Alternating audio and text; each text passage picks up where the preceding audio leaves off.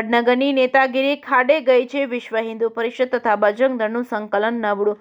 સમગ્ર વાત કરીએ તો રામનવમી નિમિત્તે વિશ્વ હિન્દુ પરિષદ અને બજરંગ દળ વડનગર પ્રખંડ તેમજ ખોડિયાર હનુમાન મંદિર તેમજ રામ મંદિરની શોભાયાત્રાનું પ્રસ્થાન કર્યું હતું અને જય શ્રી રામના નારા સાથે અર્જુન બારી દરવાજો તેમજ બાટોરી બજાર તેમજ કાપડ બજાર તેમજ અમરથોડ દરવાજા તેમજ પીઠોરી દરવાજા તેમજ જૂના ચાચરે આવેલું રામ મંદિર ખાતે શોભાયાત્રાનું સમાપન કર્યું હતું। તેની સાથે 1 કલાક ધાર્મિક ભક્તજનો એ જય શ્રી રામની ધૂન બોલાવી હતી। બપોરે 12 કલાકે મર્યાદા પુરુષોત્તમ રામની ભવ્ય આરતી કરી હતી। આ પ્રસંગે આશાપુરી માતાજીના આશ્રમ કમાલપુર રોડ વડનગરના ગૌરીબા માતાજી તેમજ ખોડિયાર માતાજીના મંદિરના મહંત સહિતના સાધુ સંતો પોલીસ કર્મચારીઓ ફરજ પર રહેલા જવાનો સહિતના હાજર રહ્યા હતા। વડાપ્રધાન નરેન્દ્ર મોદીના માદરે વતનમાં નબળી નેતાગીરીના કારણે શોભાયાત્રામાં પાકી હાજરી હોવાથી આ શોભાયાત્રાનો ફિયાસ્કો થયો હતો।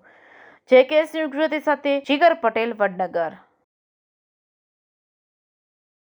મારું નામ સચિનભાઈ બારોટ છે।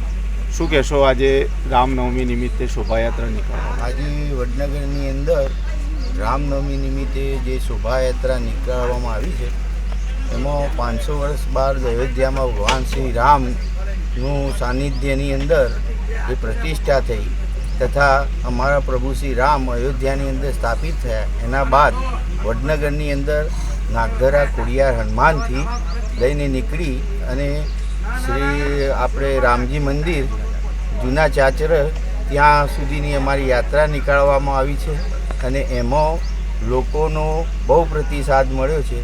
જય શ્રી રામ, જય શ્રી રામ, જય શ્રી રામ।